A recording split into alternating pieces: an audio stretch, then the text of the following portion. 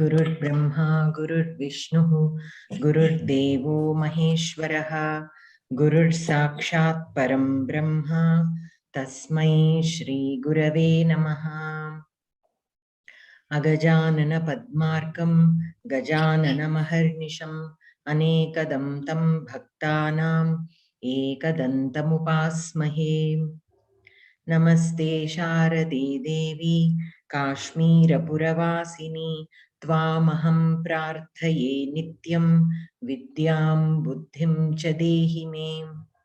कृष्णाय वासुदेवाय देवकीनन्दनाय च नन्दगोपकुमाराय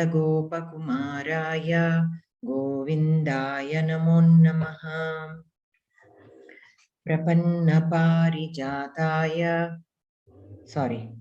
ॐ पार्थाय प्रतिबोधितां भगवता नारायणेन स्वयं व्यासेन ग्रथितां पुराणमुनिना मध्ये महाभारतम् अद्वैतामृतवर्षिणीं भगवतीम् अष्टादशाध्यायिनीम् अम्बा त्वामनुसन्दधामि भगवद्गीते भवद्वेषिणीम्। नमोऽस्तु ते व्यासविशालबुद्धे फुल्लारविन्दायतपत्रनेत्र येन त्वया भारततैलपूर्णः प्रज्वालितो ज्ञानमयः प्रदीपः। प्रपन्नपारिजाताय स्तोत्रवेत्रैकपाणये ज्ञानमुद्राय कृष्णाय गीतामृतदुहे नमः। वसुदेवसुतं देवं कंसचाणूरमर्दनं देवकी परमानन्दं कृष्णं वन्दे जगद्गुरुं। भीष्मद्रोणतटा जयद्रथजला गान्धारनीलोत्पला शल्यग्राहवती कृपेण वहनी कर्णेन वेलाकुला अश्वत्थामविकर्णघोरमकरा दुर्योधनावर्तिनी सोत्तीर्णा खलु पाण्डवैरणनदी कैवर्तकः केशवः। पाराशर्यवचः सरोजममलं गीतार्थगन्धोत्कटं नानाख्यानककेसरं हरिकथासम्बोधनाबोधितं लोके सज्जनषट्पदैरहरः पेपीयमानं मुदा भूयात् भारतपङ्कजं कलिमलप्रध्वंसिनः श्रेयसे। मूकं करोति वाचालं पङ्गुं लङ्घयते गिरिं यत्कृपातमहं वन्दे परमानन्दमाधवम्। गीताशास्त्रमिदं पुण्यं यः पठेत् प्रयतः पुमान् विष्णोः पदमवाप्नोति भयशोकविवर्जितः।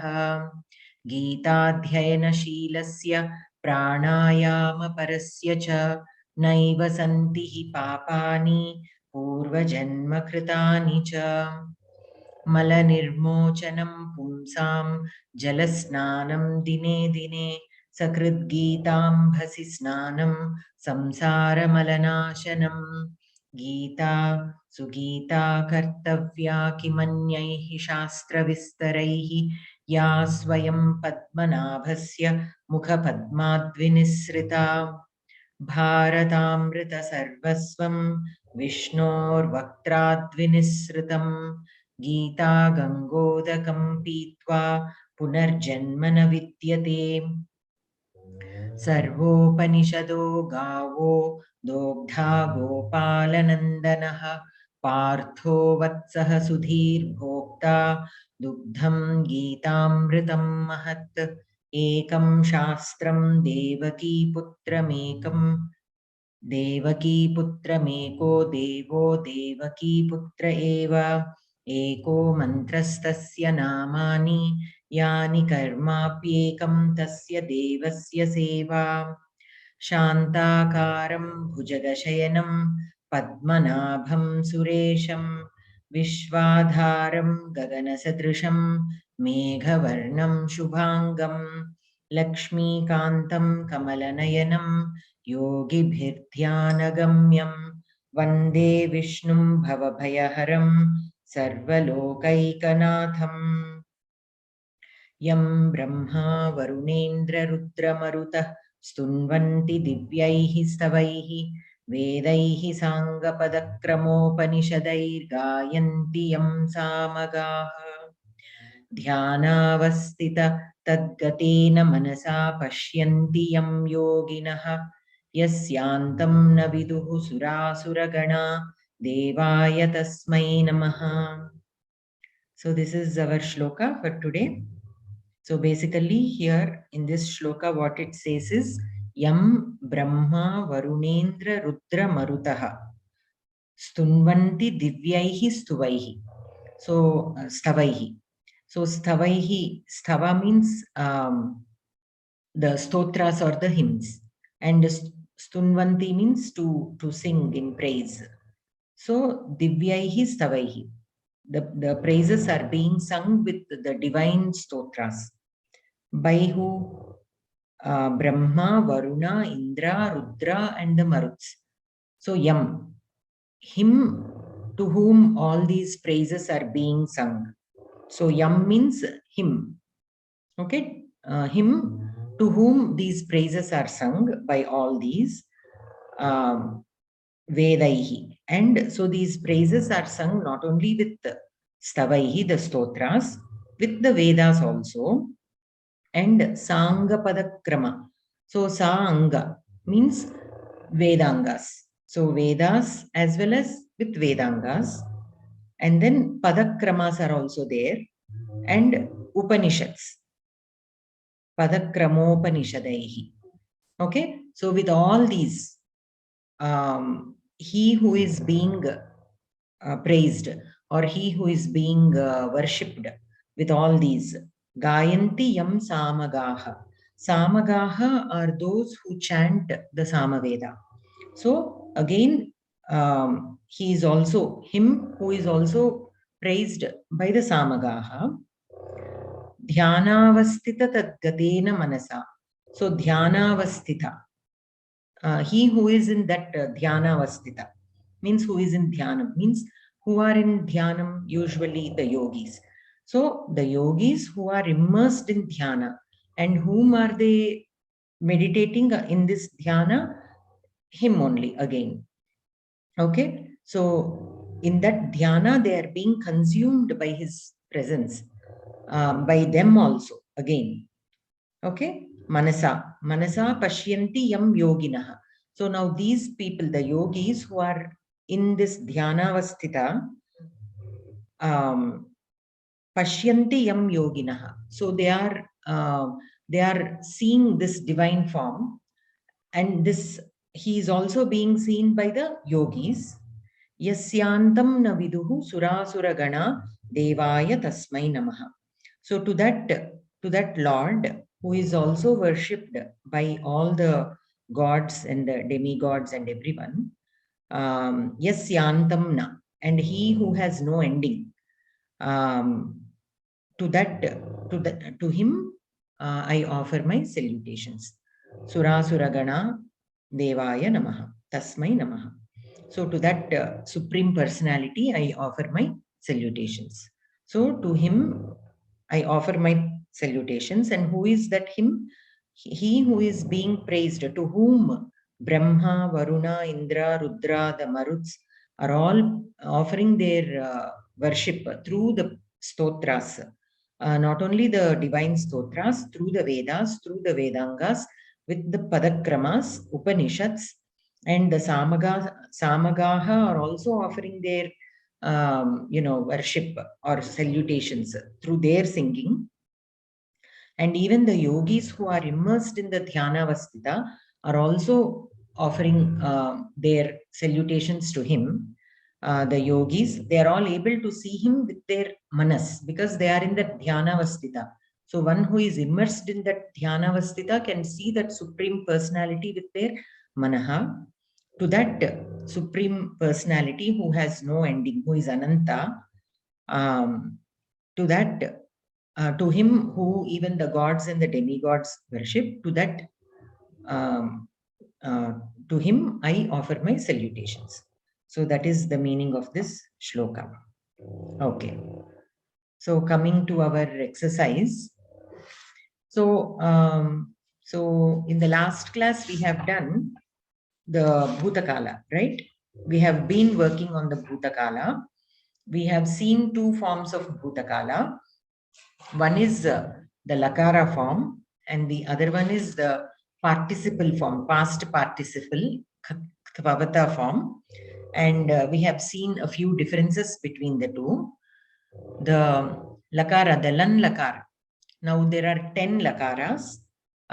Each Lakara will represent a tense. So Lat Lakara represents the Vartamana Kala, present tense. Lot Lakara will represent the Prerana, means imperative mode in English, Agnya or Prarthana, depending on the tone. And then Lan Lakara we are doing right now. So which is the Bhutakala.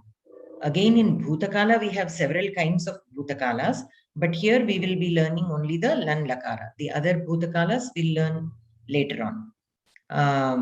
And then the Bhavishyat Kala we will come later on. So in the Vartamana Kala, you just have the Lakara, right? Simple present tense, Lakara. And then in Lot Lakara also, we have seen just one form. But here in the Bhutakala, we learned two kinds. One is the Lakara form, the other one is the Kvavatu, past participle. The Lakara does not have Linga Bheda. So Apathat, so Pathati in Vartamana Kala will become Apathat in Bhutakala. So Saha Apathat, Sa Apathat, Bhavan Apathat, and so on. So this is all for the Prathama Purusha. Ramaha apathat, Sita apathat. There is no Linga Bheda. But there is Purusha Bheda. Means Saha apathat. Tvam apataha. Aham apatham. So Purusha Bheda is there. For Prathama Purusha there is one form. Madhyama Purusha there is a different form. And in Uttama Purusha we have a different form. Whereas in the Kvavatu form, whether it is Prathama Purusha, Madhyama Purusha or Uttama Purusha, we have only one form, Patitavan.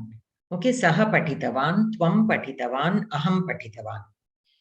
Okay, if a masculine person is speaking. For a feminine, Sa Patitavati, Tvam Patitavati, Aham Patitavati. So, whether it is Prathama Purusha, Madhyama Purusha or Uttama Purusha, as long as it is Strilinga, it will be Patitavati. If it is in Pumlinga, it will be Patitavan. So there is Linga Bheda there, but there is no Purusha Bheda there. Both have Vachana Bheda, Ekavachana, Dvivachana, Bahuvachana. In both Lakara and in the Kvavatu form, we have Vachana Bheda, means we have all the three Vachanas. Okay, so this is something you need to remember. That is why I'm repeating it in every class. And the more you listen to it, the more comfortable you will get. That is also the reason why I'm repeating it. So, so, and after that, we have done another exercise on SMA.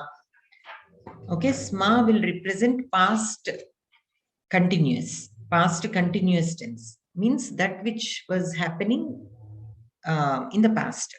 So, he was watching a movie yesterday night. So yesterday, he watched a movie yesterday night. That is one thing. That is simple past tense, right? Saha chitram drishtavan. Saha chitram drishtavan. He watched a movie. Hyaha. Saha hyaha chitram drishtavan. Chalana chitram. If it is a movie, we can say chalana chitram. Because if you simply say chitram, it can mean only a picture. So saha hyaha Chalana Chitram Drishtavan. He watched a movie last night. Done. But if you want to say he was watching a movie last night when Rama came, okay, or something happened during that time, or nothing can happen. You simply would like to say that he was watching a movie yesterday night. So that is present continuous tense. You went into the past and you are talking about what was happening at that point of time. So in that case, what you have to do is, you have to put the sentence in Vartamana Kala and then simply add sma. So saha chitram or chalana chitram pashyati sma.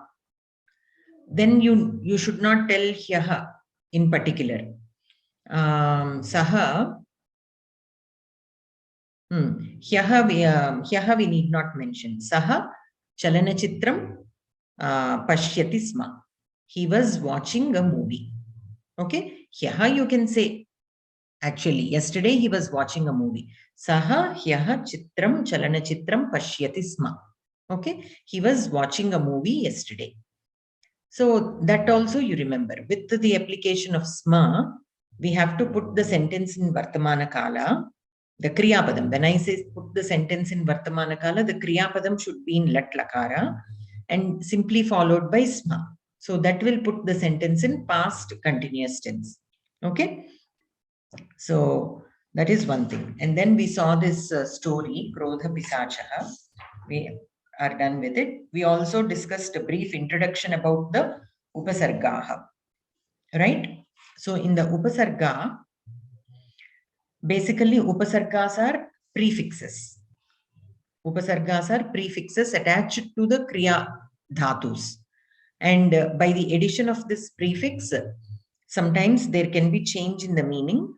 Sometimes meaning does not change. Sometimes there can be change in the meaning. And when the change happens, it can be completely opposite.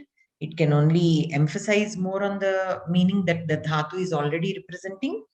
And it can mean something totally different also. That is one thing you need to remember. Totally, we have 22 prefixes. And then 22 upasargaha are there. And then a dhatu can take more than one upasarga also. There is no rule that there has to be only one upasarga. A dhatu can have more than one upasarga, 2, 3, sometimes 4 also. So, and with each upasarga, when it is added, we have to take it as a totally new word and look at that meaning of that word with that upasarga. Okay. Okay, and another thing that we did, discussed was, now in dhatus, we have parasmaipadi dhatus and atmanepadi dhatus. Upon addition of a upasarga to a parasmaipadi dhatu can remain as a parasmaipadi dhatu, or sometimes it can change into an atmanepadi also. It will take the form of an atmanepadi dhatu. Similarly, Atmanepadi dhatus also, upon addition of an upasarga, can remain as an Atmanepadi dhatu, or they can change into Parasmepadi dhatus also. There are a whole set of rules for this. It does not happen randomly. There are Panini Sutras which define when a dhatu a Parasmaipadi dhatu will become Atmanepadi, when an Atmanepadi dhatu is changed into Parasmaipadi, and so on. So there are some rules associated with it. And then if it is an Ubhayapadi dhatu, means an Ubhayapadi dhatu is that which has Parasmaipadi form as well as Atmanepadi form. Now this Ubhayapadi dhatu, upon addition of certain prefixes, can become only Parasmaipadi form. The Atmanepadi form can be lost. Similarly, an Ubhayapadi dhatu, upon addition of certain prefixes, can become only Atmanepadi and the Parasmaipadi forms will be lost. That also can happen. So, but that all depends on, like the rules I mentioned. Those are associated, these rules are associated either with certain upasargas or certain dhatus also. So those, we'll find all those details in the Panini Sutras associated with upasargas, okay, which is beyond the scope of our learning right now. At some point, when you all are ready, we can discuss those sutras also. But the reason why I'm even mentioning is because you will notice that sometimes such changes are happening. So instead of wondering why such changes are happening, if you know that as per Panini Sutras, such changes happen, then it will be easy for you to relate to it. Okay. So now let us look at the sentences here, which have Kriya Padams with upasargas. So, Bhishmaha gacchati, Kunti agacchati, Krishnaha dhavati, Kalayavanaha anudhavati.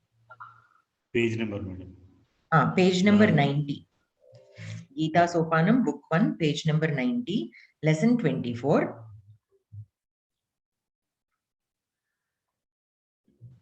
Sanshayatma vinashyati. So that is the name of this lesson. So Bhishmaha gacchati, Kunti agacchati, Krishnaha dhavati, Kalayavanaha anudhavati. So here in agacchati, A is the upasarga used. In anudhavati, anu is the upasarga used. So here by the picture you can see that gacchati is to go, agacchati is to come. So by the addition of this upasarga, here the meaning of the dhatu has totally changed into its opposite, exactly opposite. It took up the opposite meaning. Whereas for dhavati and anudhavati, it is not opposite, right? Dhavati is to run, anudhavati is to follow somebody by running. Okay, so anudhavati. Like that, the meanings can change in various shades. There is no fixed rule that with an upasarga the meaning will always become opposite, or it will only be enhanced, or it will only be, there will be no change. Nothing like that. Depending on the dhatu and the upasarga and the combination of certain upasargas with certain dhatus, anything can happen. Okay, so let us see.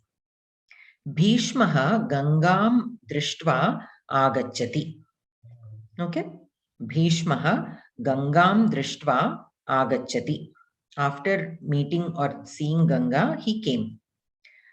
Ekalavyaha Dronacharyam Pranamati. Now here Namati. Actually the dhatu is Nam dhatu, Namati. Pra is the prefix used, upasarga used. So Pranamati. It did not change the meaning of the dhatu. It still means to offer salutations. Now in this context, I would like to mention one aspect. Now Namati has a regular na, whereas in Pranamati, the nakara is used, ana is used. Swati Bhagini also has asked regarding this earlier. So I said when the context comes again, we can discuss it. So I think we discussed this before, but we'll very briefly discuss this again. So when does nakara become ana? Right? So, so basically, and why? Why are we changing nakara into ana? Right? So there is a whole science between the pronunciation, phonetics of Samskritam alphabet. So each, and they are grouped according to the sthana from which that prayatna is coming. Okay. So when you are saying the sound is coming from a certain place in your mouth. When you are saying e, it is coming from a different part of your mouth. When you are saying u, it is coming from a different a. It is a combination of two, and so on. So all the alphabets are grouped as per from where the sound is being generated in the mouth. And there are various combinations going on in your mouth to produce each of these sounds. Your kantha, talu, the tongue, everything, the jihva, everything, there is a combination, like either your throat is opening all the way or constricted to half the way or completely closed. Either your lips are coming together or being wide open. Your tongue position also. The tip of your tongue can be touching right behind your teeth, or it can be touching in the middle of your palate, or it is going all the way back. Depending on where the tip of your tongue is going, the nakara, ana, the pronunciation of both these alphabets differs. Similarly, the sa, sha, and sha. For these also, it is the tongue, the tip of your tongue, and the position where it is making the change in that sound of these three alphabets, right? So when you are saying pranamati, pra, ra, okay? So this ra, when you have to pronounce R, the tip of your tongue is touching right in the middle of your palate, the roof of your mouth. And if you have to say the regular nakara, for the regular nakara, ta, tha, the, tha, na, the tip of your tongue should be touching the back of your teeth. So it is coming a little forward. From the middle of the roof, it has to come to the forward. So for regular na, all of you can say that and see. When you are saying na, where is the tip of your tongue? When you are saying ra, where is the tip of the tongue placed? Now you pronounce ana, okay, vani, veena, and so on. So then also you notice where the tip of your tongue is. The tip of your tongue for na, for the regular na, vanam, na, nakara, is right behind your teeth, whereas for veena, vani, all these, for the ana, it is touching in the middle of the roof of your tongue palate. For ra also, rakara also, the tip of your tongue is right in the middle of the roof, right? So normally namati is there, but when it is preceded by a rakara, when the nakara is preceded by a rakara, since your tip of the tongue is already there in the middle of the roof, instead of the regular nakara, it is easy to pronounce ana because your tongue is already there. Pranamati. Try to pronounce pranamati with regular na. Pranamati. You have to bring your tongue back. It will be a lot easier to say pranamati rather than pranamati. Of course, for this generation, they are not even using the ana. So maybe for them, the regular na is only easy to use. If you pose that question to me, I have no answer for that. But as per the science of pronunciation, since the tip of your tongue is already there, instead of regular nakara, the ana is replaced, so that your tongue does not have to move unnecessarily. We can pronounce ana, so the tongue is still there. So that is the main reason. So it is not only ra, also re as in the rishi re, and sha, the shashti sha. Like I said earlier, the sa, sha as in Shiva, and sha as in Shashti. For all these three, the differences is because of the position of the tip of your tongue. When you say sa, your tongue is flat right behind your teeth. Sa, right? When you're saying the sha in Shiva, your tongue is like little bit curled up. It is not as flat as when you're saying sa. Sha, right? When you're saying sha as in Shashti, your tongue is really curled up and the tip will be almost in the middle of the roof. It is not touching literally, but it is there. So it is completely curled up, right?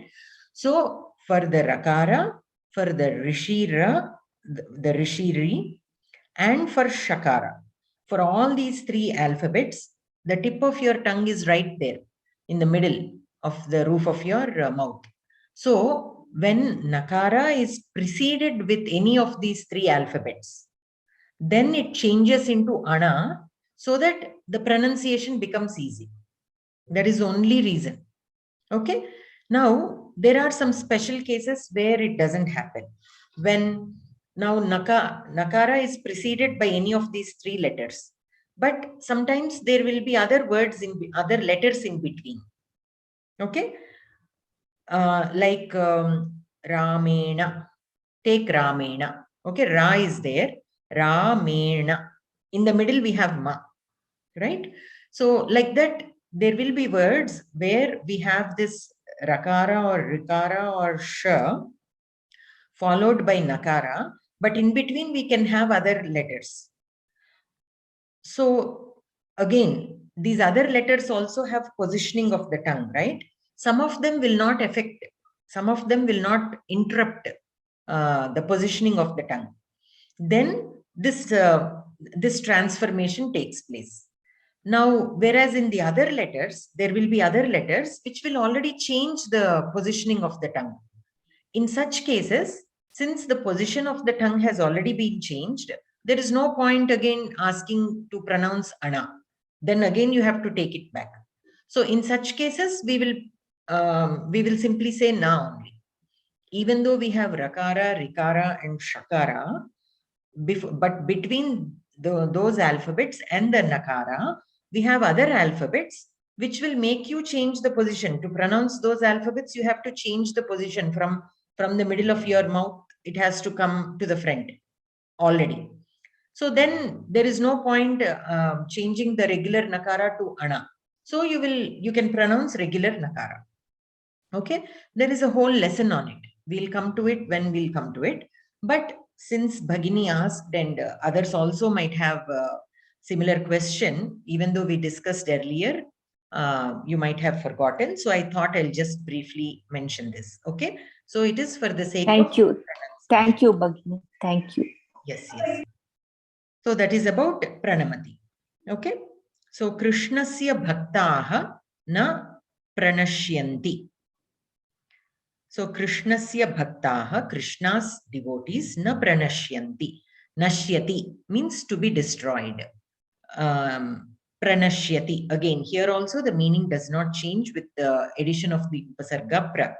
Okay, and bahuvachana, bhaktaha is in bahuvachana. So pranashyanti. Arjunasya mukham parishushyati. So here the dhatu is shush dhatu, means to become small, to become dry, to become thin. All these, depending on the context, we can take any of these meanings. Here it became small, we have to take. Like when he saw all his relatives on the other side of the army, he became so sad and his face became small. When you are happy, your face becomes big. When you are sad, it shrinks, right? So parishushyati. So again, here also, and another meaning is to become dry also, actually. So when does something shrink? When it dries up. So that is the literal meaning of shrinking. But another thing is when you're, when you scold somebody and their face becomes small, that also you can say. But in this context, it is to become dry. And here mukham is mouth, not face. So his mouth became dry. When does your mouth become dry? When you are scared, when you are worried, when you are, what do you say?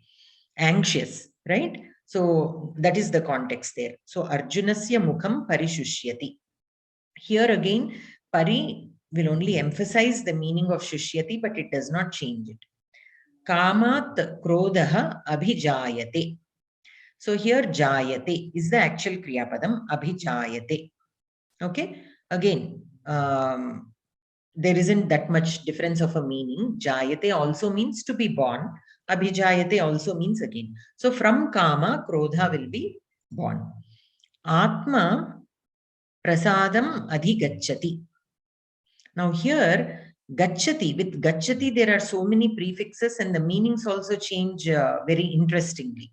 So that is one thing we always have to keep in mind. So here, Atma prasadam adhigacchati. So adhigacchati means here to obtain or to seek. And prasadam is purity. Okay, so Atma always seeks purity. So that is the overall meaning of that sentence. So adhigacchati. Okay, to seek in this context. Again, contextual differences in the meanings also will be there. There will be a shade of difference in the kriyapadams, though it is the same kriyapadam with the same upasarga, the same dhatu with the same upasarga. Depending on the context, contextual factors can change the meaning a little bit based on the a little shade difference in the meaning. Samshayatma vinashyati. So again, nashyati is to be destroyed. Vinashyati also means to be destroyed. Now what will be destroyed? Samshayatma. That atma which is in samshaya, means in doubt always, right? So we have to be like, if the atma is seeking the that absolute truth, then there is no samshaya. Then it will attain sadgati. If it is confused, what will happen? It will be destroyed. So that is what it means. Okay. Bhagavan varsham nigrihnati utsrujati cha. Okay, Bhagavan Varsham Nigrihnati Utsrijati Cha. So here we can take now Varsham has again two meanings. One is rain, the other one is year, like the annual year, Samvatsaraha. So here we can take it as the rain also. The rain, I think that will make more sense in this context. Nigrihnati Utsrijati. Utsrijati is to produce, Nigrihnati is to hold back. So like Varunendra, here you can look at Bhagavan as Varuna, right? So Varunaha Varsham Nigrihnati Utsrijati cha. Okay, God can have control over, what to give and what not to give. Like, okay. And then Manushyaha Karyani Kurvan Siddhim Avapsyati. Avapsyati is again apsyati. Apnoti is the actual kriyapadam in latlakara. Apsyati is bhavishyat kala, which we haven't yet done. So the form will appear new to you. And avapsyati with the upasarga. So obtain again, will obtain, because it is in future tense, will obtain. So apnoti also is to obtain. Avapnoti with av upasarga, still it means to obtain. The same kriyapadam in bhavishyat kalam will be avapsyati. Okay. So how can one obtain siddhi? Karyani kurvan, by doing his work, by doing his duties, one can attain siddhi. Manushyaha. Karma yogi vishishyate. Karma yogi. Again, who is a karma yogi? He who does karmas. And how should he do karmas? Everyone will be doing karmas, but who will become a karma yogi? He who does his duties diligently without any attachment to the result of his karmas, without expecting any result out of his karmas. He who does his karmas is called karma yogi. Karma yogi vishishyate. Vishishyate. Vishesham means to stands out, distinguished. So karma yogis are always outstanding, like they stand out compared to the others. Yoginaha yajnam paryupasate. Okay, upasate, asa, as dhatu. This has two upasargas. One is pari and the other one is upa. Pari upa asate. Okay, so asate means like sitting, like asanam. Okay, upasate means also to sit closer. Upa always indicates close. Okay, and then pari here does not add any special meaning. It still means sitting close. So yoginaha yajnam paryupasate. So pari has another meaning also, like around. So here yoginaha yajnam paryupasate. So they are sitting around the yaga, where the yaga is being done. All the yoginaha are sitting around and performing yaga. In that sense, we can take. So upavasam is a word which we all know, right? So many people think that upavasam means to simply fast. Okay. And I'm sure many of you also know that that is not the only meaning of upavasam.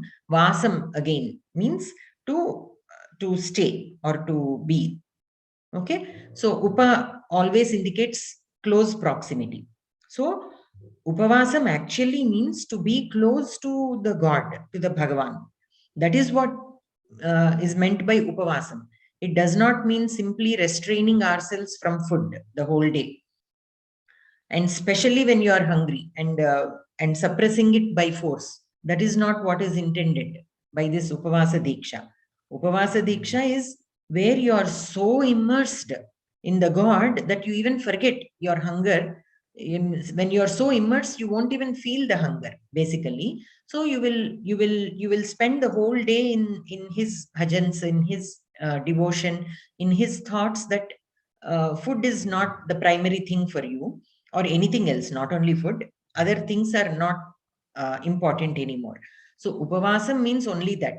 So, but now what is happening? People think that only restraining from food is upavasam, and they keep performing other things other than daiva chintana. Daiva chintana, for a little while they will do. Rest of the day they will be going about their own, whatever things they do normally. It need not be Daiva Chintana. It can also be other activities like watching TV or meeting with friends and all this. So that is not Upavasam. Just simply restraining ourselves from food and watching TV or meeting with friends. No, that is not what is recommended. Daiva Chintana is what is Upavasam. So even if you eat also, that is fine. But Daiva Chintana is more important. And if eating is like when I say eating is also fine, it's not like a whole meal where again it will refrain you from the Daiva Chintana as much as needed. But it should not obstruct you from again Daiva Chintana. If we eat very nicely, then again we'll happily nod off. So that is also not intended. So as much as is needed to keep ourselves energized, and all that energy should be used towards Daiva Chintana. That is the main concept behind Upavasam.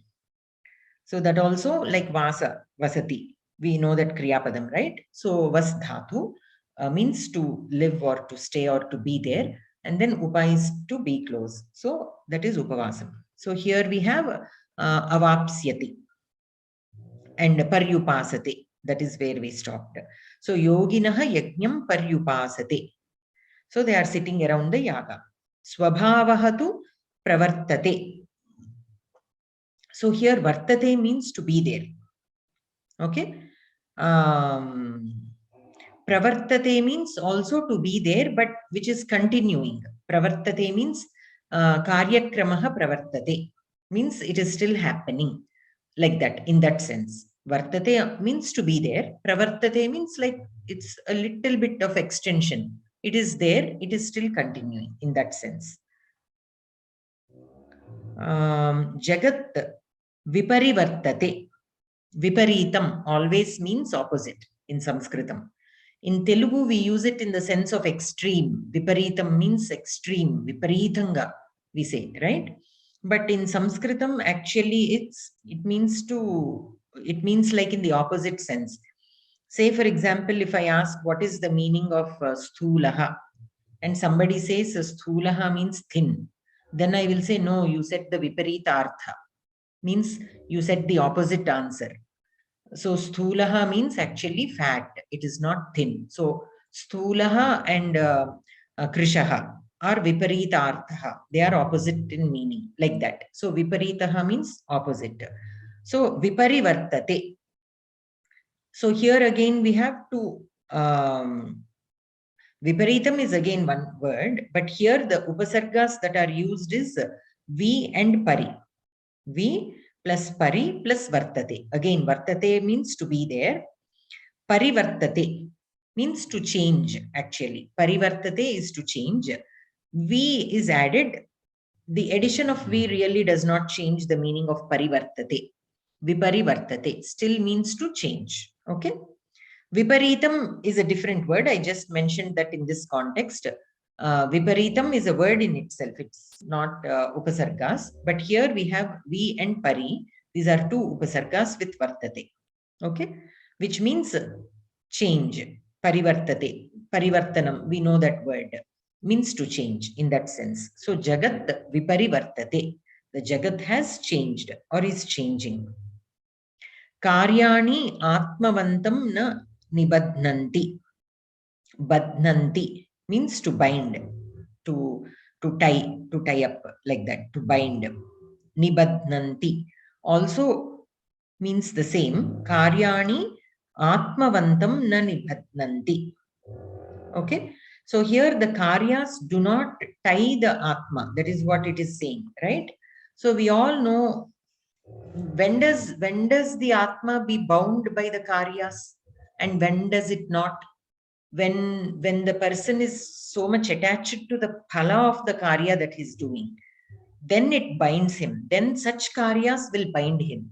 But he who is not tied with or attached to the result of the karyas that he does, he can never be tied with the karyani that he does. He's still free.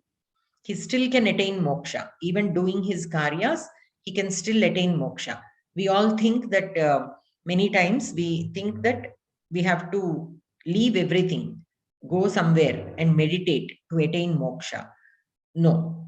Our Tattva Chintana says even by doing your karyas, you can still attain moksha. But how to do these karyas? Without being attached to them. Without being attached to them, if you perform your karyas, if you perform your duties, in whichever role you are born, if you perform your duties, you can still attain moksha. So Atma is not bound by the karyani. Means in that sense, we can look at this sentence. Vivaswan yogam manave praha. Okay, so manave is the bahuvachanam of manuhu. Okay, means man. Okay, Vivaswan yogam manave praha. So Vivaswan, you know, right? This is something to do with, there is a person, I'm very poor in that knowledge of our, ancestors.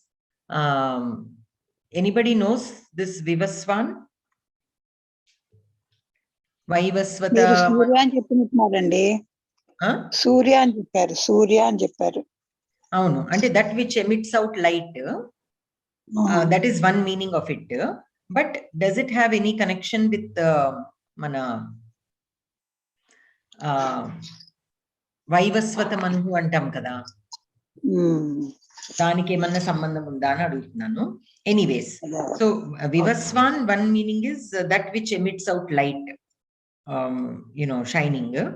యోగం మనవే ప్రాహ. ప్రాహ is to speak. Again, aha is the kriyapadam here, pra is the upasarga. So praha, but still praha still means to speak only. So here the addition of the upasarga pra does not change the meaning of the dhatu much. Okay. Okay. So here the overall meaning of the sentence is, the man is told about yoga, okay, by the god, like that. In that sense we can see. So Vivaswan, that which emits light, is none other than the supreme. In that sense we have to take. Okay, then vimudhaha jivatmanam na anupashyanti. Jivatmanam na anupashyanti. Here again pashyati is to see. Anupashyanti means to look into, not simply looking at the surface level, in a perspective, not simply looking at something in some perspective. We have to see sometimes you look at something but you are not able to understand it completely. Why? Because your mind is not coordinating with that object, right? Only when the mind is coordinating with your indriya, that is when you will actually understand what is happening there. So this is anupashyanti, something like that. It is simply not looking at something. It is like looking at something in a perspective. So vimudhaha means murkhaha jivatmanam na anupashyanti. They do not look at the atma, means they do not understand about the atma, right? They only think about the sharira. They think we are none other than this body. They don't think beyond this body. There is an atma which is eternal. This body is not eternal. That chintana is not there for murkhas. So they are only worried about the body and not about the progression of the atma. That is the reason why they are confined to such a small scope. They are only looking at the near future. They are not thinking about the journey of the atma through all these lives. Okay, so that is so they are not able to see the jivatma in that perspective. Everybody knows that atma is there, but they don't know. See, even if you ask anyone you come across, you ask, what is your opinion on atma? Oh, atma is there, everybody has atma, but they don't know what it means to have an atma. What is the role of atma? What is the role of our spiritual journey with respect to atma? All this they don't know, right? They simply know that atma is there. but they don't know anything beyond it, and how we can use that Atma for our spiritual growth, and how the body is connected in this process.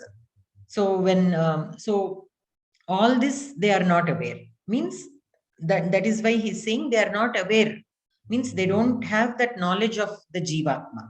They only know that it exists, but they don't have that complete knowledge.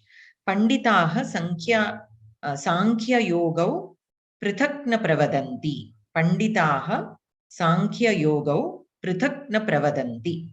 Now here, Sankhya Yogau, it is like Rama Lakshmana, means it is in Dvivachana. Here we have two words, Sankhya and Yoga. Okay, these are Astika Darshanas.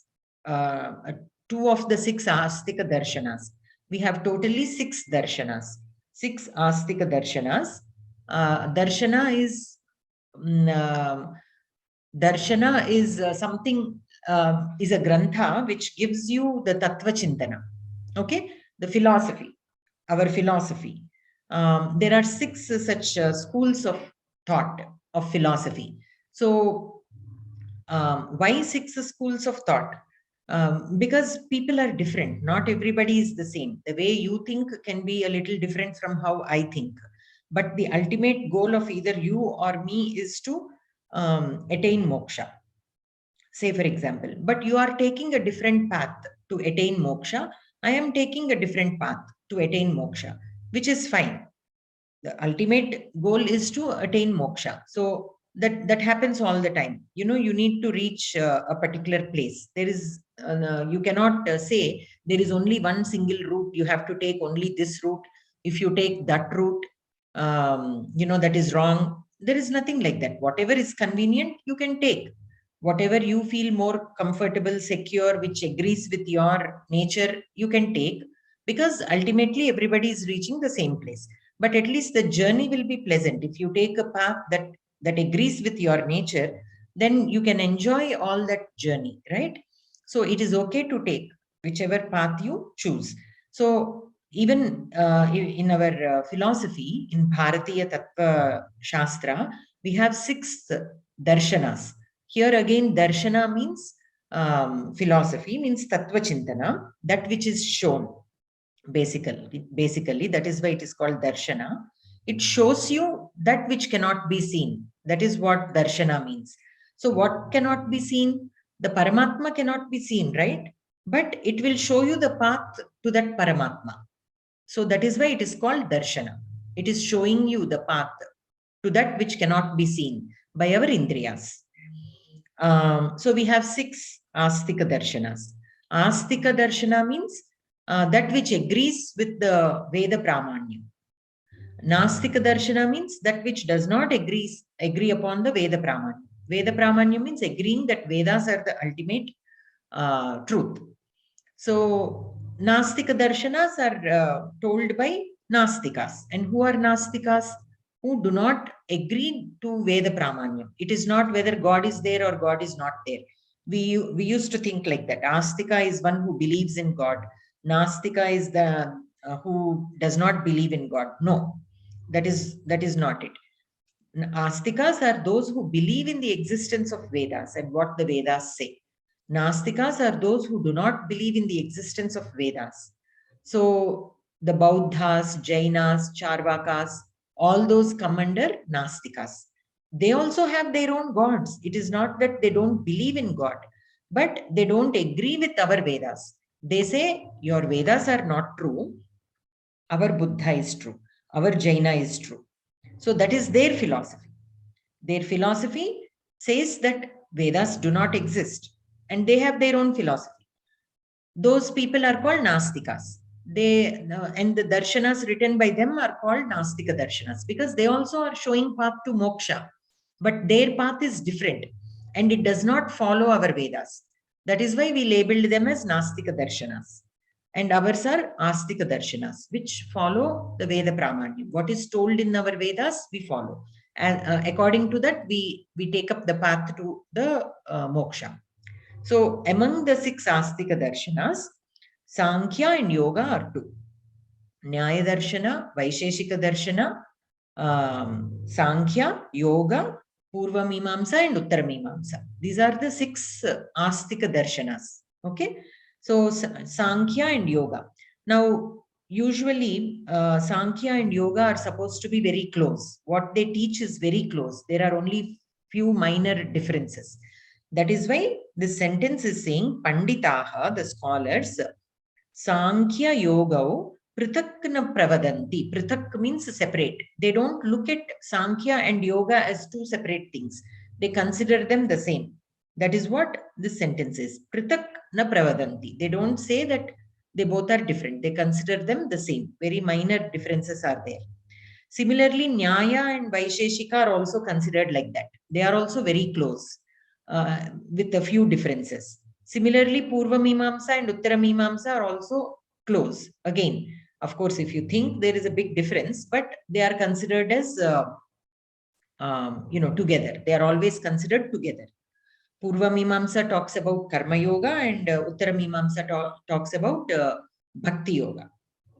Okay? And Vedanta. Bhakti Yoga and then eventually Vedanta. So that is how it is.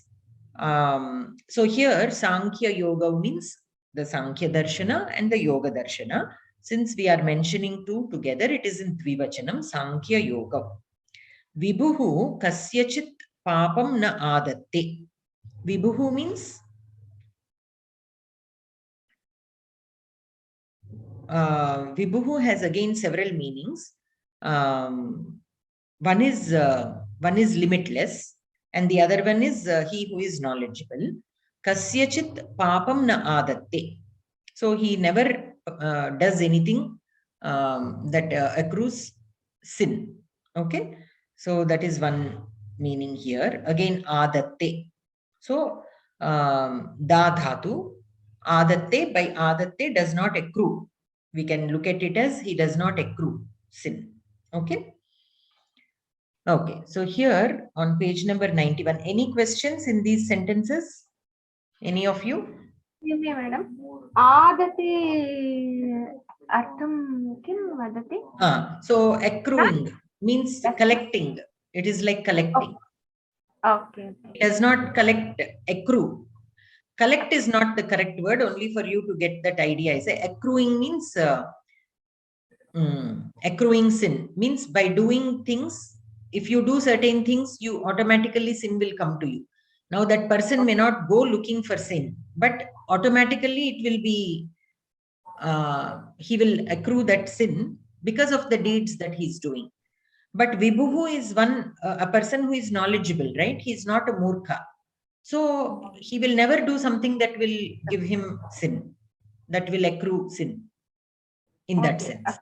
Okay. OCCUR, isn't it? Huh?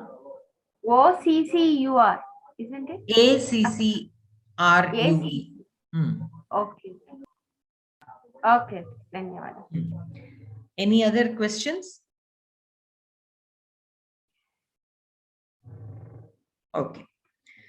So page number 91, here we have some upasargas, dhatus, and the actual kriyapadam. And the kriyapadam along with the upasarga. So a plus gam dhatu will become agacchati. Normally gam dhatu is gacchati in lat lakara. Here all the kriyapadas are given in lat lakara. Prathama purusha ekavachanam. So gacchati. With the upasarga agacchati. And then ni dhatu means nayati. Nayati means to lead or to carry. It can be used in both senses. Nayakaha nayati. The nayaka, the leader, leads. Mata putrim nayati. The mother is taking the daughter. She is taking the daughter somewhere. Anayati, she is bringing. Pathashalam nayati. Mata putrim pathashalam nayati. So the mother is taking the daughter to the school. Mata putrim pathashalat anayati. From the pathashala, she is bringing her back. Like that also we can say. Ut, the stha dhatu. Stha dhatu is for tishtati. Okay. Ut is the upasarga. Uttishtati. You all know uttishtati means to stand up, right? So ut is the upasarga with the stha dhatu. Uttishtati. Sru, sarati. Anusarati. Anusarati is to, means to follow. Here sarati also means to follow. The addition of anu does not change a lot. Anusarati also means to follow. 1 second.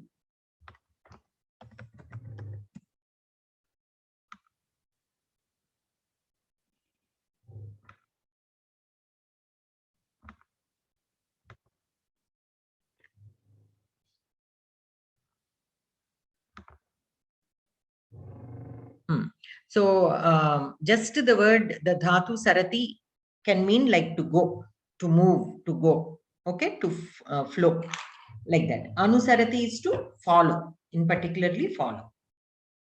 Anusarinchadam, we have this in Telugu also. And then we have vad dhatu, which means the kriyapadam is vadati. And then anuvadati, with the addition of the anu upasarga, anuvadati means to repeat after someone. So when the teacher is saying something, the students repeat. So that is anuvadati. And then dhatu, dhavati, to run. Anudhavati means to again follow, but following through running, not simply following through running. And then kru dhatu, karoti. Anukaroti. Anukaroti means to also like imitate, right? Whatever that person is doing, then we also do the same. So in a dance class, you will see that the teacher will be teaching a new step. She will be dancing and the students will anukaroti. They will follow her. Whatever she is doing, they will do. This is a little different from anusarati, right? Anusarati is to just follow them physically, like in the back. Anukaroti means to repeat what they are doing. It is not simply blindly following. There is fine difference in the meaning. And then lik means to write. Likhati is the latlakara prathama purusha ekavachana. Vi is the upasarga. Vilikhati. Vilikhati means to draw or to paint. But likhati is also used in that sense, in the sense of drawing or painting. Vilikhati is also used. So it is, we can say, enhancing the meaning. There is no difference in the meaning as such. It is enhancing the meaning of the dhatu. And then hru dhatu, harati. Harati means it has several meanings. Carrying is there, stealing is there. What else is there? Mainly in these two senses we use. Viharati. Viharati means like to take a stroll, to take a walk. Viharati. Okay. Saha vane viharati or udyane viharati. So he is taking a walk or a stroll in the park, like that. Smarati. Smrudhatu smarati. Smarati means to remember. Vismarati, to forget. Here the V upasarga is changing the opposite. It is giving viparita arthaha. Okay. Vismarati. And then kship. Kship dhatu kshipati means to throw. Okay. Kshipati means to throw. So here we have nikshipati. Nikshipati means like to put or to save also. Save in the sense, to save. We can look at it as saving or to put in a position, to like for safekeeping. For safekeeping, nikshipati. So when you are, say for example, when you dig up a hole and put some treasure in it, nikshipati. So in that sense we can use. Or simply to sthapayati also means like putting it in a place.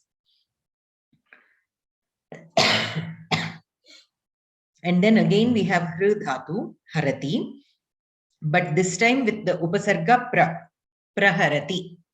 Praharati means to strike, like how Krishna strikes Chanura, like how Krishna strikes several other demons, like that. Praharati, like how Bhima strikes Duryodhana. Okay.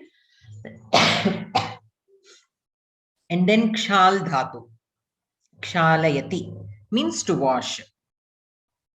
prakshalayati. Addition of the pra suffix, prefix also will only enhance the meaning of the dhatu. Prakshalayati also means to wash.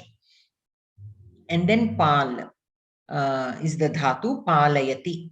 Palayati can mean two things. One is to raise like cattle, children. Okay. Yashoda Krishnam palayati, like that. And then by the addition of pari, the upasarga pari, paripalayati, to rule. Again, rule is one meaning. Another meaning, when a king is ruling the kingdom, it means he is taking care of all the people, like a father. So the meaning in one sense is still like raising them. But there is again a shade of difference. It is not like literally raising them like how a mother does a child, like every minute of the day, but overall welfare of the people, paripalayati.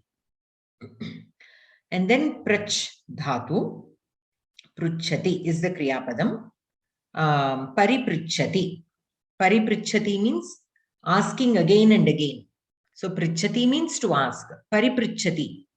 When you ask somebody, you cannot wait. You are asking again and again, questions after questions. Pariprichati. That is pariprichati. And then gam dhatu, gachati. Now with ava, the upasarga is ava. Avagachati means to understand. So this you might have heard many times, many people using. When they teach you something, avagachati va, did you understand? In that sense. And then nam dhatu, kriyapadam is namati.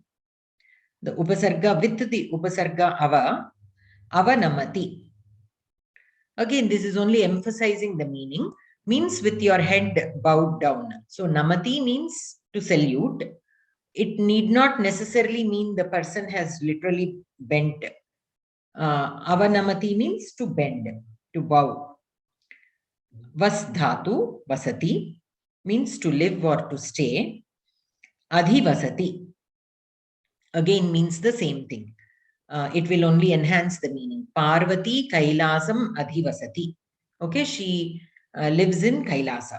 That is what it is. Vyagraha Vanam Adhivasati. Vyagra lives or stays in the forest, like that. Meaning is still the same. Vasati, to live. Adhivasati, also to live. Okay. But there is a little difference here with the addition. Sometimes, like I said, there will be some after effects of adding an upasarga.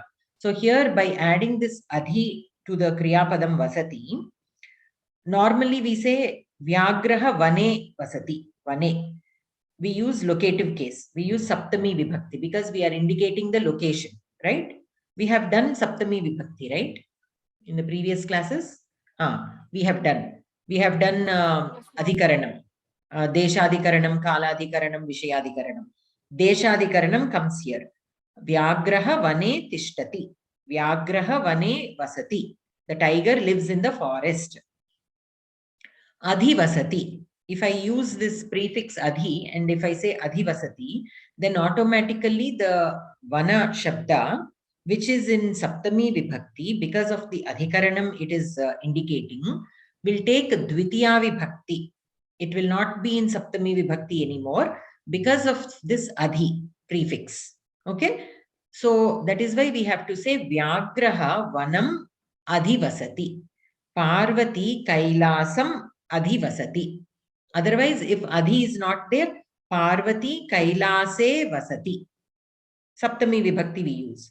Vyagraha vane vasati. Saptami vibhakti we use.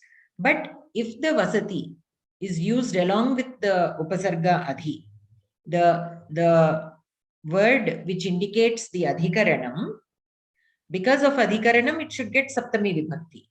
But because of this adhi upasarga, it will take dvitiya vibhakti. Okay. So here you cannot say that vanam is the karma padam because it took dvitiya vibhakti. No, it is not the karma padam. It is still adhikaranam only. But it took dvitiya vibhakti because of this adhi upasarga. Okay. So that is one thing. We'll discuss more when we come to dvitiya vibhakti. But just for your information, I have given you that. So adhivasati. And then karoti. Kru dhatu. Upa is the upasarga here. Upakaroti. Upakaram karoti. Upakaroti means to help somebody. So again, remember, upa means to be close, right? I told you upa means to be close, to be near. So upakaroti, when we are helping somebody, we are close to them. We are standing by their side and helping them through their difficulties, whatever it is, right? So in that sense also you can see. To remember easily, many times if we learn the meanings of the upasargas, automatically it will become easy to guess the meaning of the Kriya Padam, even if we have not studied it earlier. Okay, because it will be difficult to study all the Kriya Padams with all the upasargas possible, right? Because Samskritam language is vast. There are 2000 dhatus now, and then there are 22 upasargas. Now do the math. How many combinations can you make? Of course, not all combinations will be valid, but how many combinations can there be? 22 into 2000. Now, it will be difficult for us to understand and remember, not to understand, to remember the meaning of every combination of upasarga and the dhatu. And then we did only one upasarga and one dhatu. Then only then we will have 22 into 2000. But then some of the dhatus can have more than one upasarga also. They can have 2 upasargas, they can have 3 upasargas. So if you go like that, you will get endless number of Kriya Padams. So it will be impossible for anyone to memorize all the Kriya Padams with all possible upasargas and then their meanings. So the best way to learn a language is learn the meaning of the upasarga. What are all the possible meanings it can offer to a dhatu? Will it change it every time? Will it add more, emphasize in the meaning of the dhatu? Of course, this is the general thing. There can always be exceptions to this. But in general, what it does and the meaning of the dhatu. Then when we put together, we can make an educated guess. Of course, we might, like I said, there might be exceptions, and those times we might go wrong, but many times we will be correct. And then we will have contextual clues. So based on the contextual clues, based on the meaning of the dhatu and the upasarga, we will fairly, get a fair understanding of what is going on. Okay. So avagacchati, avanamati, all that is over. Upakaroti is over. Then we have grah dhatu, grihnati. Grihnati is to hold. Sangrihnati also means to hold. Okay. Sam is the upasarga here. Samgrihnati also means to hold, to catch, to collect. All these meanings we can apply to sangrihnati. Harati. Again, we have the Hru Dhatu, Harati Kriyapadam. But now with the Upasarga Sam, Samharati. We all know Samharati. Ramaha Ravanam Samharati. Krishnaha Chanuram Samharati. Krishnaha Kamsam Samharati. Means to kill. Okay. And then again, we came back to the Sru Dhatu, Sarati. Sarati means to move, to go. That is what we discussed, right? Nissarati also again means the same. Nissarati is to come out actually. So Sarati is to go or to move, right? Nissarati is to come out of something. Here again the Kriya is to move only. But when it is coming out of something, Nissarati. When it is simply moving, Sarati. When it is, what was the earlier word that we have? Anusarati, is to follow. Like that, depending on the upasarga, the meaning of the Kriya Padam changes. And then we have Bhu Dhatu, Bhavati. And the Para is the upasarga. Para Bhavati.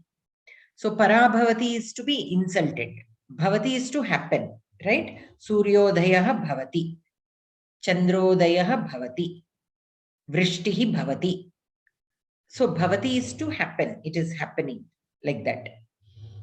But Para Bhavati means to be insulted. Here the meaning changed completely, we can say. And then kru dhatu again. Karoti is the kriya padam. Apakaroti. Upakaroti is to help. Apakaroti is to harm. So apa is the upasarga here. Apakaroti is to harm, to do bad to somebody. And then we have jna dhatu. Janati means to know. Jna dhatu means to know. Abhi is the upasarga here. Abhijanati also means to know. There is no special difference in the meaning because of the upasarga. Abhijanati also means to know. And then we have shuch dhatu, shochati. Shochati means to feel sad. Arjunaha shochati. Okay. Anushochati also means to be sad. There is no difference in the meaning. And then we have ha. Ha dhatu. Jahati. Jahati means to go, to move, same as Sarati. Prajahati, with the addition of the pra upasarga, prajahati also means to go. To abandon also is there, depending on the context. To abandon somebody means to leave them where there is no support. Okay, like many times people will abandon their pets when they are sick. Sometimes even newborn babies, especially unwanted newborn babies, they abandon. Abandoning means to leave in a helpless situation.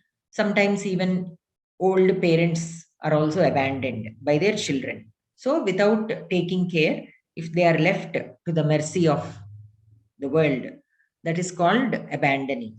Okay, so prajahati means to go, to leave, to abandon. In any of these senses we can use. And then aha. Bru is the dhatu, aha is the kriyapadam, means to speak, to say. Praha, here pra is the upasarga. Praha also means to speak. We saw this in one of the sentences. 15th sentence. Vivaswan yogam manave praha. So Vivaswan has told yoga to Manu. That is what it means. Okay. And then again we have the Sru Dhatu. Srijati is the Kriya Padam. Earlier for Sru it is Sarati. Okay. For this Sru it is Srijati. So here Utsrijati means to leave. One second, let me check one thing quickly.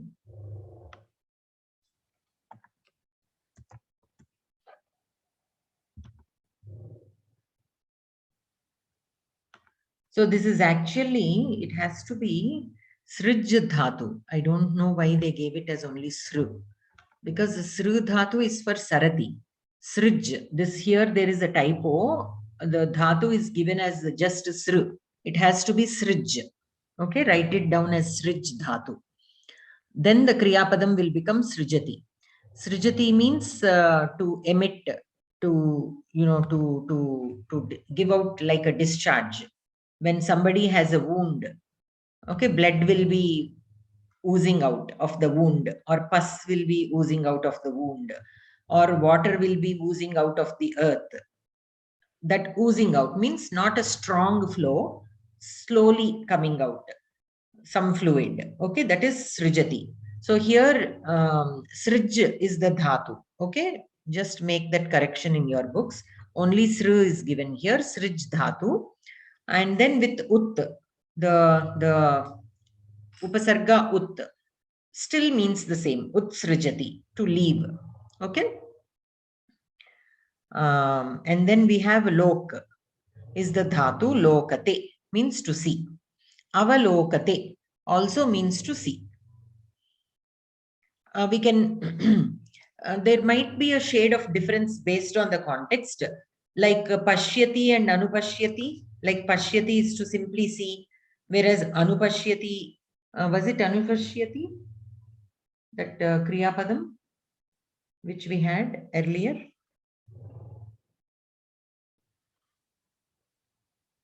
Anupashyati, yeah. So the difference between pashyati and anupashyati we discussed, right? Pashyati is to simply see, anupashyati is seeing at something in a perspective. So similarly here also we can look at lokate and avalokate in that sense a little bit, but overall meaning is to see. Avalokate means to see.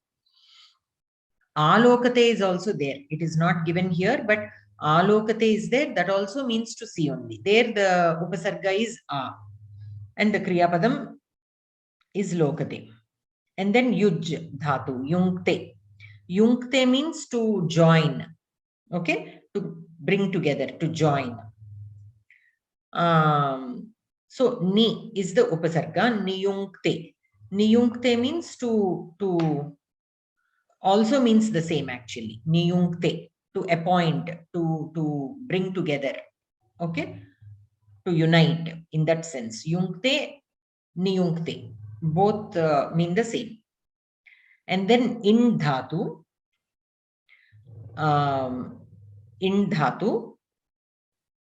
with adhi prefix, with the adhi upasarga. So adhite. So here if you notice, the kriyapadam is not given for the in dhatu. Now this dhatu is used only with upasarga. Without upasarga, it does not have a form. That is why nothing is given there. So in dhatu with the adhi upasarga, adhite. Adhite you all know, to study. Okay. Ramaha Vedam Adhite. Okay, like that. We can use it like that. Adhite means to study. And then Vrit Dhatu Vartate. Anuvartate. With the Anu Upasarga, Anuvartate. Again, Anuvartate means to follow or to continue also. And then we have Jani is the Dhatu Jayate. Jayate is to produce or to become. One thing becoming into another or to produce. Upajayate. So upa, again with upa, we have to remember is to bringing close, to pursue. When you are pursuing something, what happens? You are becoming closer and closer to that thing, right? Here that thing can be a vishaya also. Say for example, pursuing in the sense like somebody is doing some research on something. Okay. Ultimately, as the research is progressing, they are coming closer and closer to that solution, right? In that aspect, you can look, pursuing. Okay, so upajayate.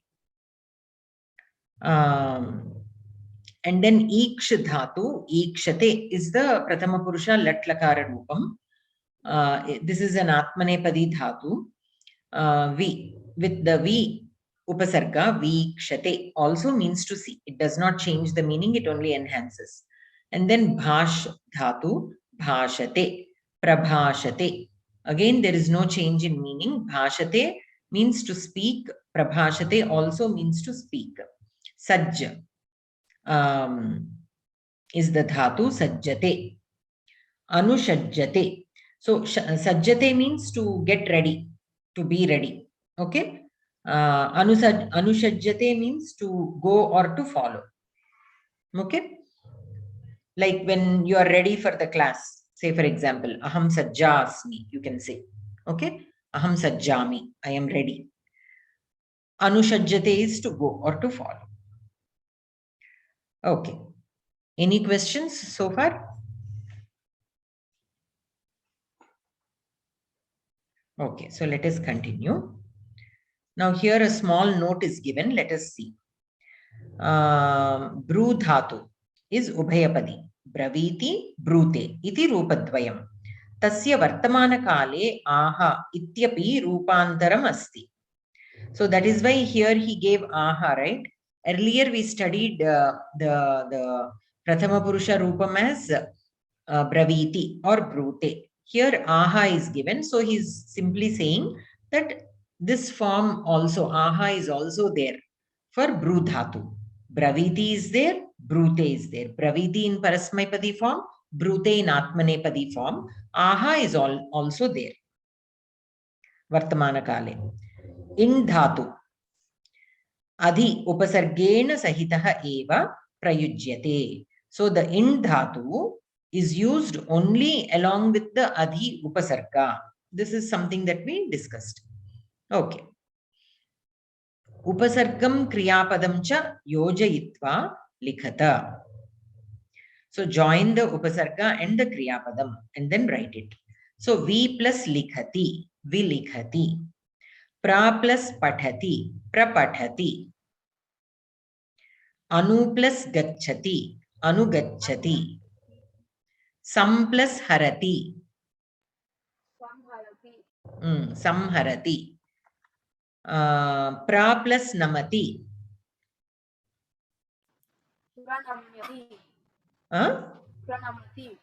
Pranamati. Completely. Pronounce all the alphabets completely. Pranamati.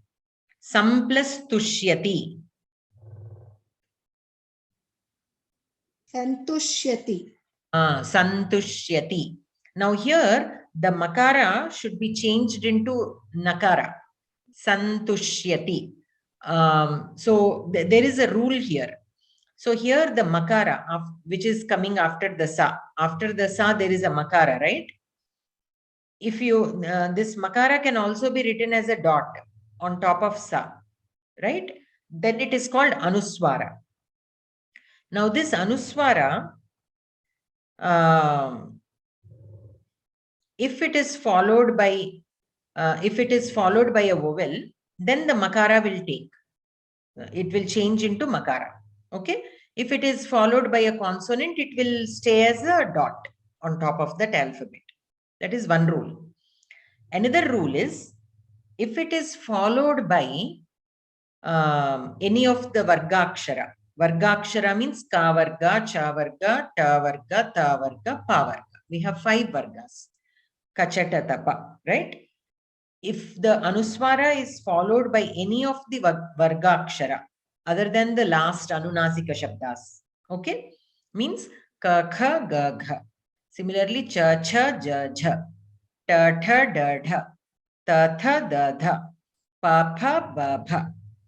With any of these letters, if the anuswara is followed, then the anuswara will be replaced with one of the anunasika aksharas depending on the alphabet which follows the anuswara.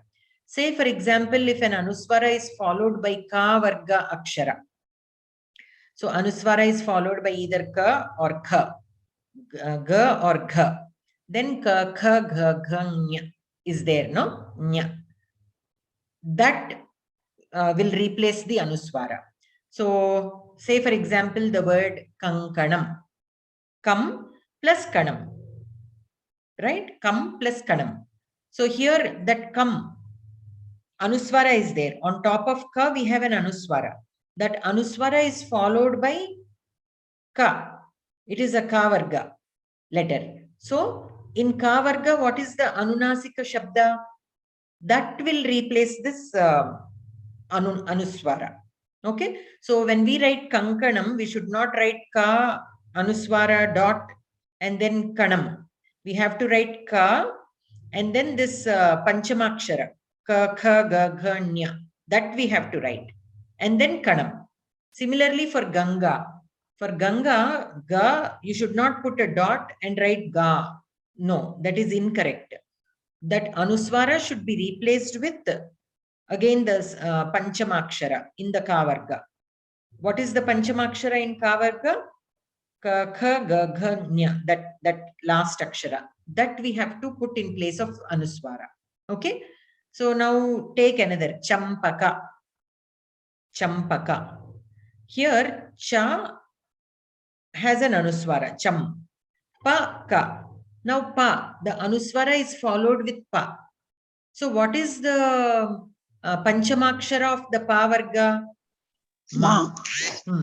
So after cha, we have to write makara and then paka. Champaka. Okay. So the anuswara is replaced with makara. Why? Because ma is the panchamakshara of pa varga and pa is following anuswara. That is why we have to go with the panchamakshara of pa varga. Similarly here, tushyati is there. Sam is there. Now sam, we have anuswara here. Okay. This anuswara is followed by ta. What is the panchamakshara of ta varga? Na. Na. So santushyati. We should not say samtushyati. We have to say santushyati. That nakara we have to pronounce. Okay. So like this, whenever you have anuswara in any of the words, you start observing that anuswara will be replaced with the panchamakshara of that varga, with which that alphabet is being followed. Okay, depending on what alphabet is following the anuswara, that only we have to put. Again, here also, why this rule is there? To make it easy for our pronunciation. So here, samtushyati, right? That anuswara, we are replacing it with panchamakshara of tha varga. Why? All the letters of tha varga are coming from the same place of the mouth. Ta, tha, da, dha, na. All of them are pronounced with the tip of your tongue touching the behind your teeth. So if you put ma or anuswara, so again the tongue position has to change. So it will take up the anunasika of that varga so that the pronunciation becomes easy. The tongue will not have to move unnecessarily to different places. Okay. So that is the concept behind it. So from hereafter, you start observing that also. Whenever there is an anuswara, see how, which akshara is taking the place of anuswara. Okay. So that is the santushyati, means happy. Tushyati is to be happy. Santushyati also means to be happy. Pari plus tyajati. Par tyajati. Right? Pari plus tyajati, par tyajati. Parityajati actually. You don't have to cut short it. Parityajati. Means tyajati is to again leave, give up. Parityajati also means the same. There is no big difference. It is only emphasizing. A plus nayati. Nayati means to carry or to lead. Okay? To carry away, like gachati. Gachati means to go away. Nayati means to take something and move away. Okay? Anayati means to bring. So if somebody took your book, okay, mama mitram pustakam nayati. My friend took my book. Means what does it mean? He took it and he left. Mama mitram pustakam anayati. He brought the book to me. Okay. So here a prefix is completely changing the meaning of the dhatu. Pari plus harati. Pariharati. Again, harati here means to carry away or steal or such meanings are there. Pariharati also means the same. Pariharam chellinchukunnadu we say, right? Means to pay the dues kind of thing. Okay. And then pra plus bhavati, prabhavati. So bhavati again is to happen. Prabhavati, we can say is emphasizing it a little bit, and there will be certain fine changes in the meaning depending on the context. Prabhavati means to prabhavinchadam, means like to be born, to be produced. In that sense also we can take. Okay. Anu plus vadati, anuvadati. This we have already seen. Means to repeat. Vadati is to speak. Anuvadati is to repeat after somebody. Vi plus tarati, vitarati. So tarati normally means to swim, to cross. In that sense it is used. Okay.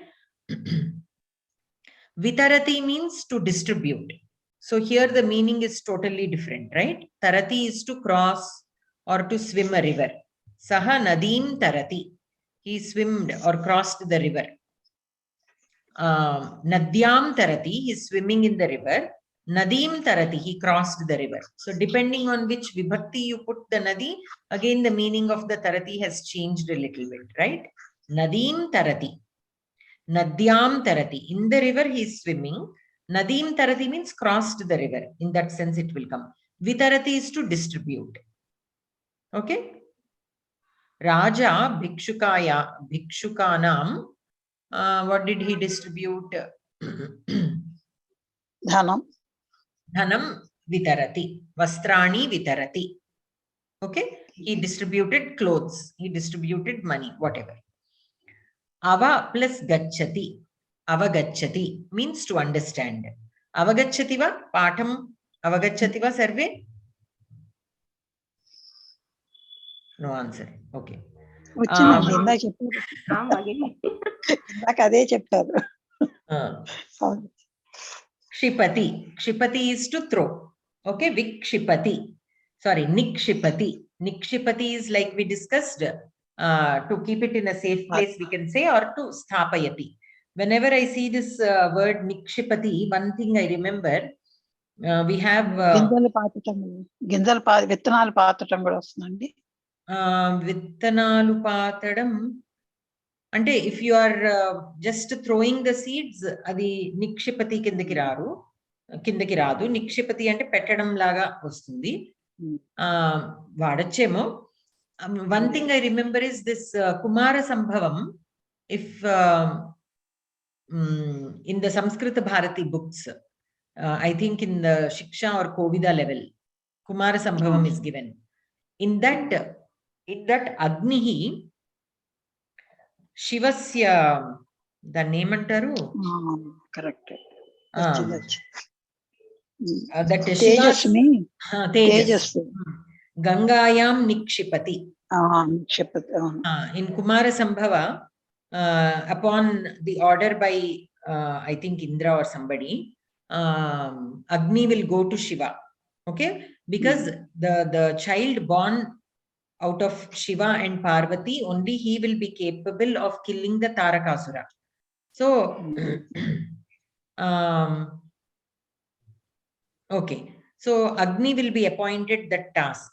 So, he will go to Shiva and Shiva will give his Tejas to Agni. And then Agni will go and put it in the Ganga. And there the Kumara will be born.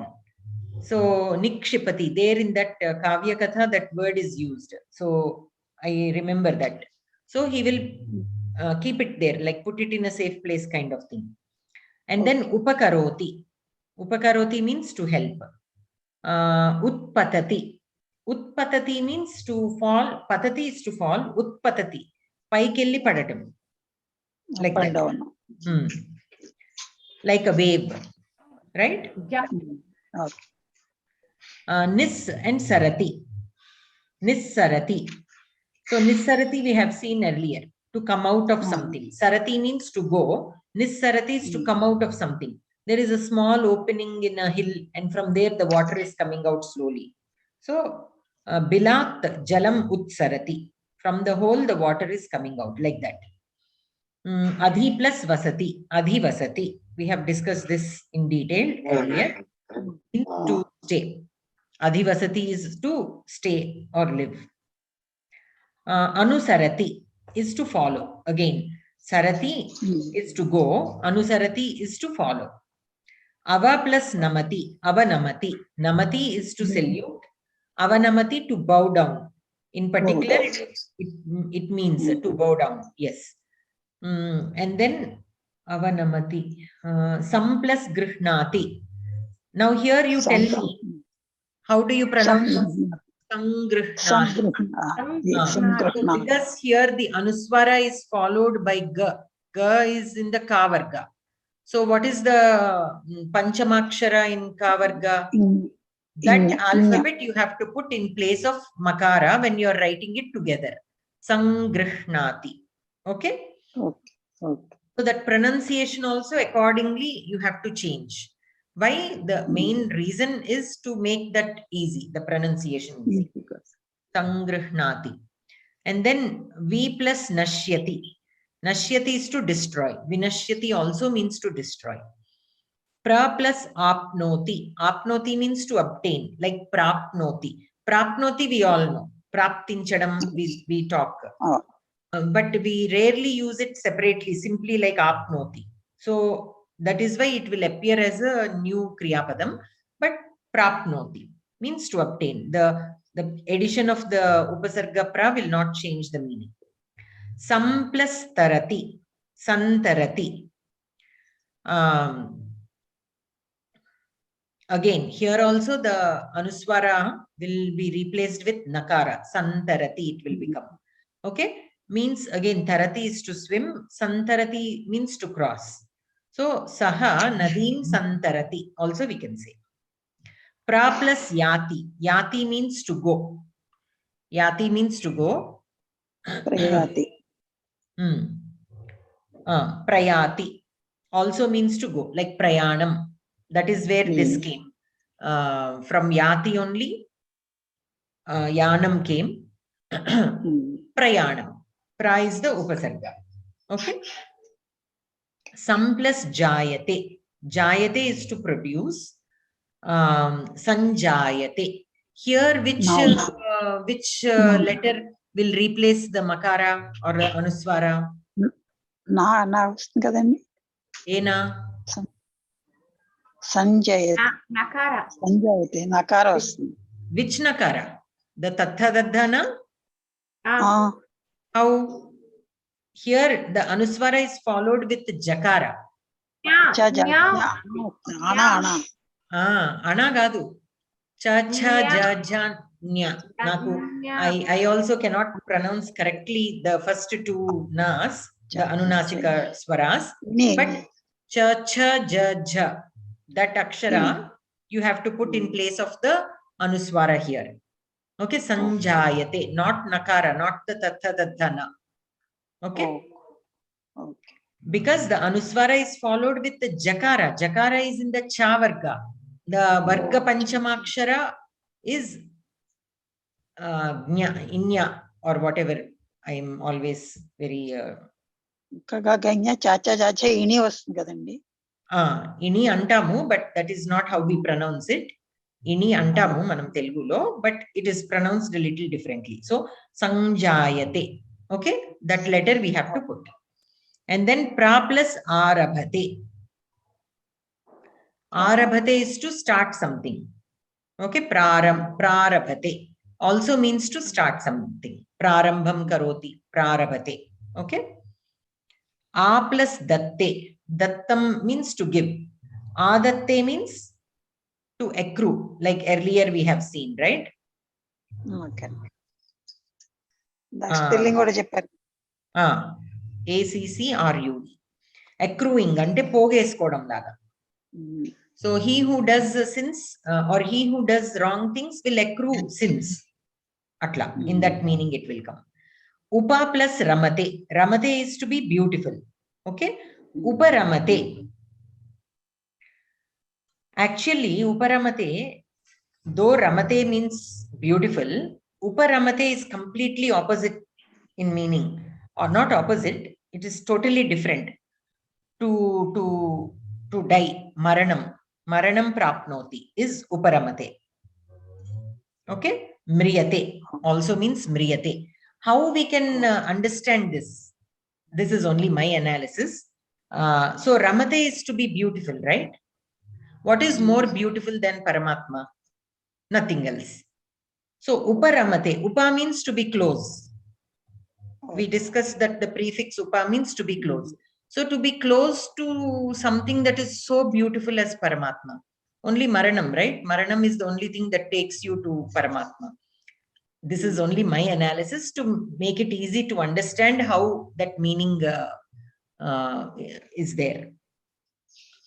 So రమించడం వస్తుందండి ఇది రమించడం అన్న మాట కూడా వస్తుంది రమతి అన్నప్పుడు అవును వస్తుంది beautiful and other meanings also are there. Ram dhatu it is actually upa plus padyate. ఎవరికి వాళ్ళు ఎంజాయ్ చేయడం రమించడం అన్నది దేవుళ్ళో అది కూడా వస్తుంది దేవుళ్ళో లీనమైపోయి ఎంజాయ్ చేయడం. yes.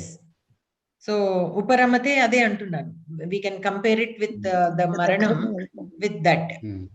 So then we can understand. Then we can understand the relation between ramate and maranam. Right? Something that is beautiful, and when we are joining with that ultimate supreme power, that is nothing but maranam. So we can look at maranam like that. Then it is not scary at all, right? And we don't have to feel bad also. Okay, upapadyate. Padyate means to go. like padam. Like that we can remember. Padyate, to go. Upapadyate also means again the same, to just go. Vartate means to be there, exist laga. Nivartate. Nivartate all means sometimes to leave. Nivartate is to leave. Vinivartate also means to leave. So by the addition of V, there is no difference. Ni itself has changed the meaning of vartate. Vartate is to be there. Nivartate is to leave.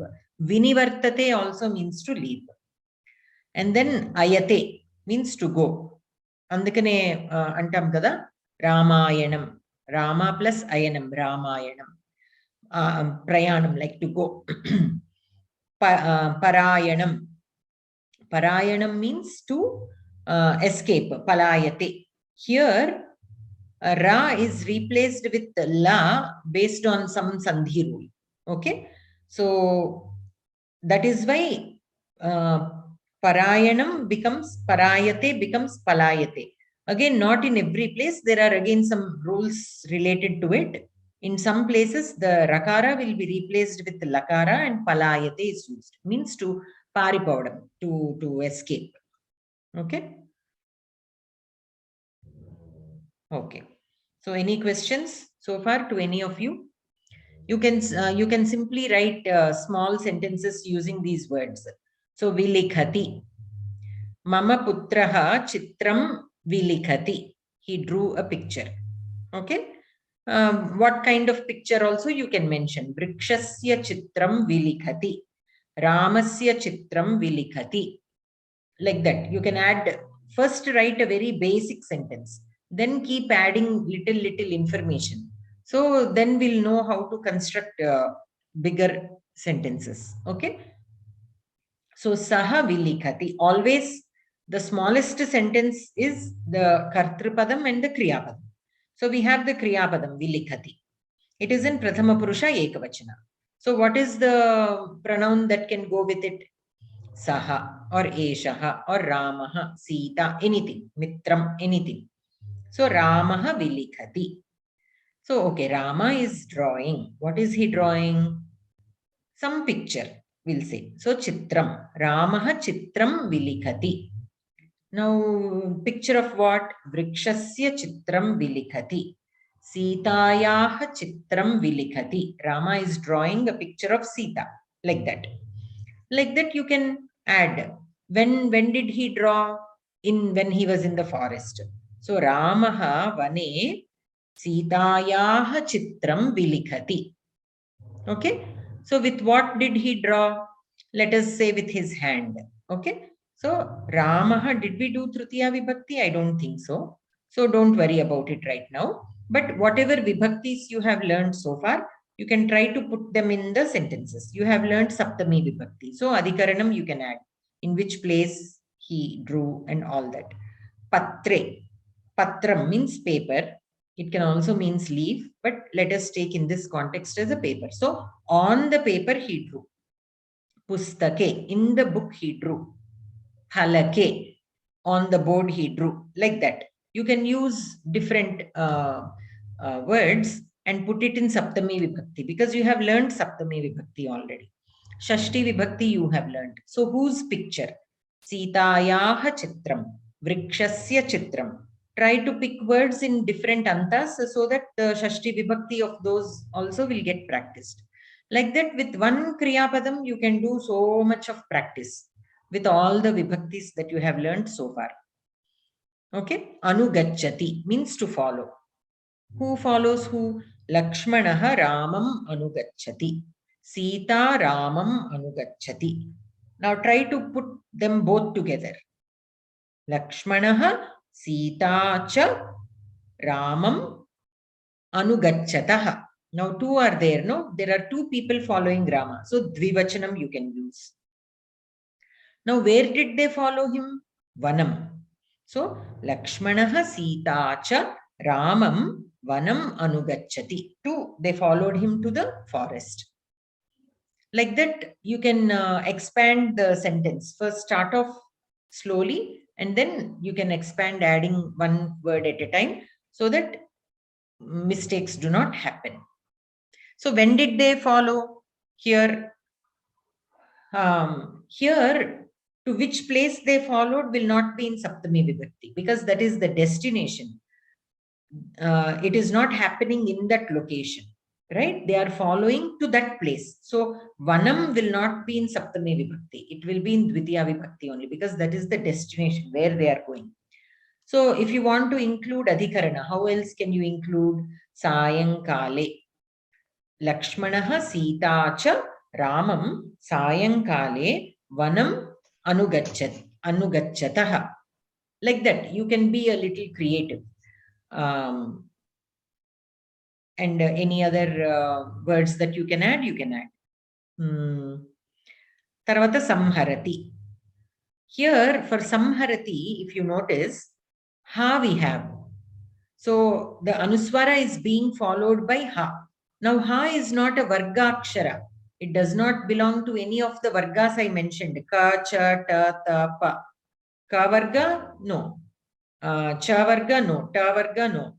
Ta Varga? Pa Varga? No. Ha is different. It is not a Varga Akshara. So Ma will remain as Ma only. That the Anuswara will remain as Anuswara only.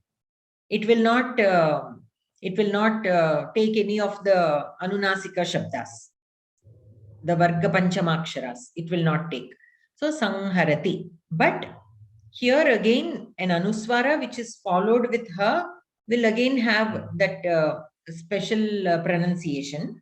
That Ha Paina in Telugu, Ha Paina we have this Ardhachandrakara. That pronunciation comes. Okay. So don't worry about that right now. Simply say Samharati or Sangharati. Don't worry about it too much, but just be aware that it will not be replaced with any of the Varga Panchamaksharas, because Ha is not a Varga Akshara. It is different from the 5 Vargas. It is outside of the 5 Vargas. That also you can pay attention to such details. Okay. So unless we have any questions, we'll stop here. Why? Because time is almost up and I don't want to start a new section. We'll continue with that later on in the next class. So any questions? Anayati. You can write some sentences for Anayati. Mata, using all the vibhaktis, right? But let me see what vibhaktis we covered for you so far. We covered Shashti Vibhakti, Saptami Vibhakti.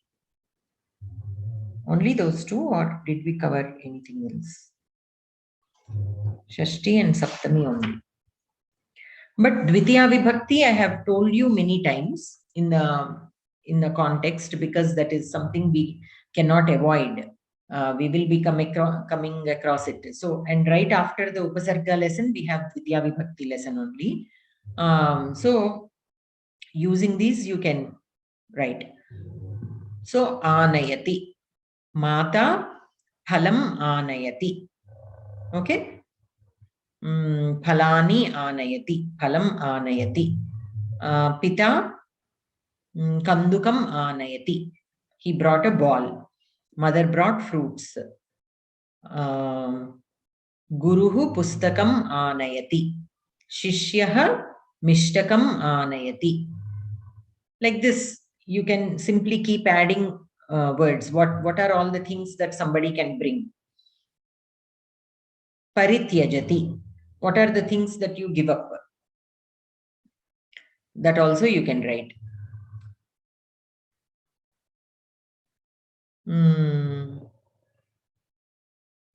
Okay. So any other questions?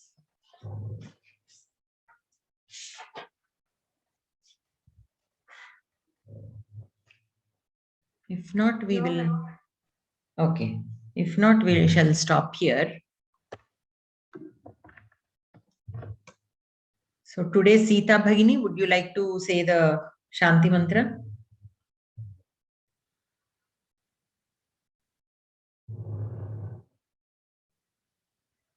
Sita Bhagini, you are there?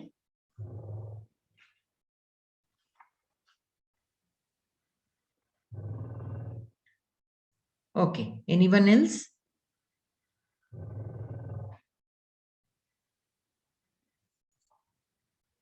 आम राजेन्द्रन् महोदय।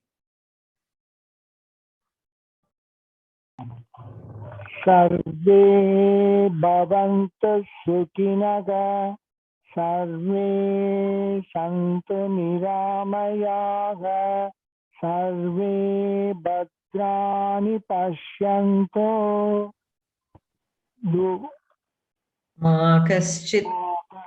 मा कश्चित् दुःखभाग् भवेत्।